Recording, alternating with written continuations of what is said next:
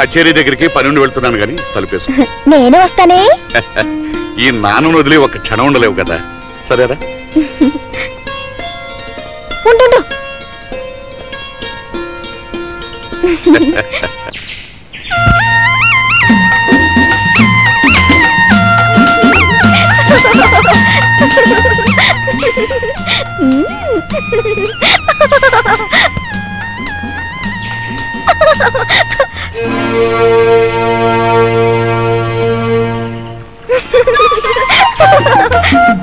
నాకు ఇచ్చేసింది తెలుసా? మరి నీకు ఈ విచ్చొచ్చా? మళ్ళీ ఇంకోసారి కొట్టు. బాగా చూడు. ఈ విచ్చొచ్చా? అయ్యి నువ్వు రెండు కళ్ళు మళ్ళీ కొడుతున్నావే. నేను ఒక్క కన్ను కొట్టడమే నేర్చుకున్నాను. అయితే రెండు కళ్ళు కొట్టడం నేర్పనా? ఈ విచ్చి ఇక్కడైతే అందరూ నేర్చేసుకుంటారు నాతో.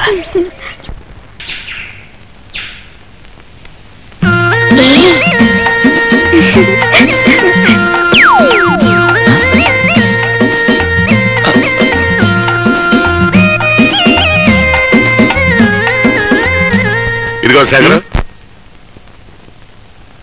వెళ్ళరా.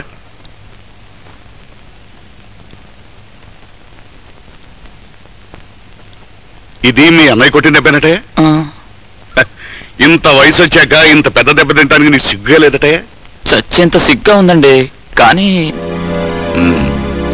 దెబ్బకి దెబ్బ తీసే ఉపాయం నేను చెప్తాను. అమ్మా పద్మ, మన శేఖర్కి ఒక కాఫీ తీసుకురామ్మా. అలాగే. ఇదిగో శేఖర్. బాబు గారు, ఫైటింగ్ కి రౌడీలను పోగు చేశానండి. మీరు వచ్చి మాట్లాడి బేరం కుదుర్చుకుంటే. ఇదిగో శేఖర్, నువ్వు కాఫీ తాగుతావు, నేను ఇప్పుడే వస్తాను. పద.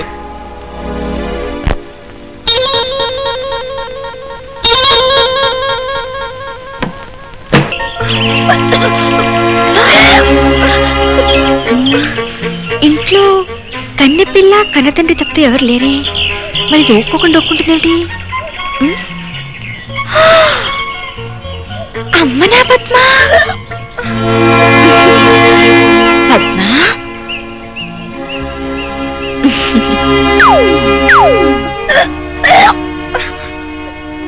ఈ కన్ను కొట్టడం ఎవరు నేర్పారు నీకు? నీకేం భయం లేదు, చెప్పు. ఎవరు నేర్పారు నీకు విద్య? శేఖర్.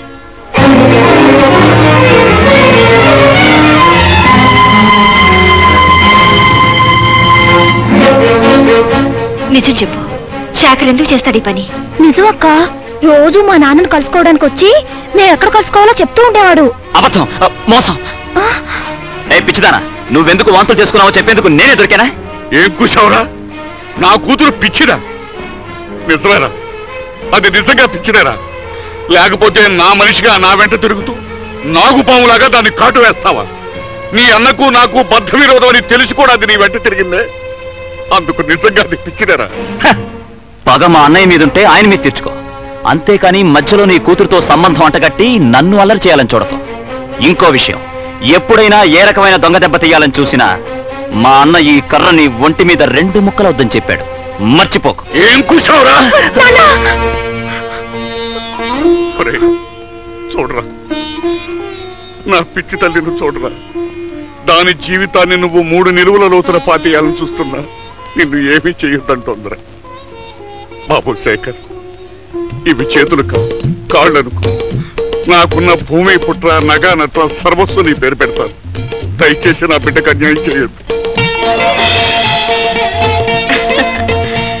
నారాయణ నారాయణ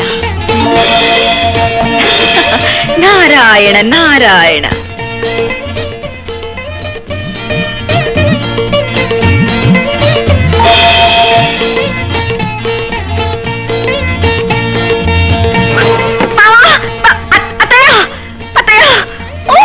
ఏమిటలా రొప్పుకుంటూ వచ్చావు? మళ్ళీ ఏం వార్త మోసుకొచ్చావేమిటి?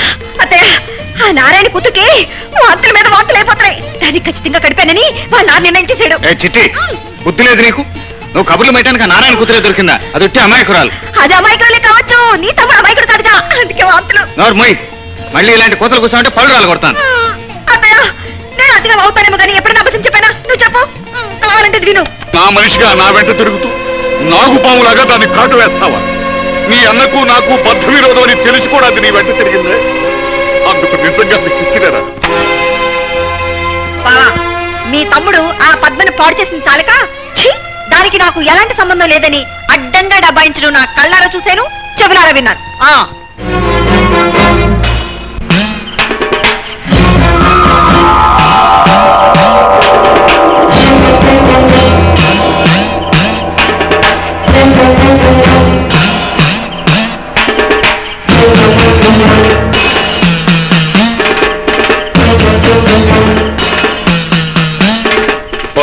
శేఖర్, ఆనాడు నీ అన్న నా ఇంటి ముందు కర్ర పాతమన్నప్పుడు నువ్వు పాతలేదు. నేను నా కూతుర్ని నిన్ను పెళ్లి చేసుకోమని అడిగినప్పుడు పాతావు. అంటే నేనేదైనా దౌర్జన్యం చేస్తే నా ఒంటి మీద ఈ కర్ర విరుగుతుందనేక? ఏ కర్రతో అయితే నన్ను బెదిరించాలని చూశారు, ఆ కర్రతోనే నిన్ను, నీ అన్నని, నీ వంశం మొత్తాన్ని సజీవ దహనం చేస్తాను.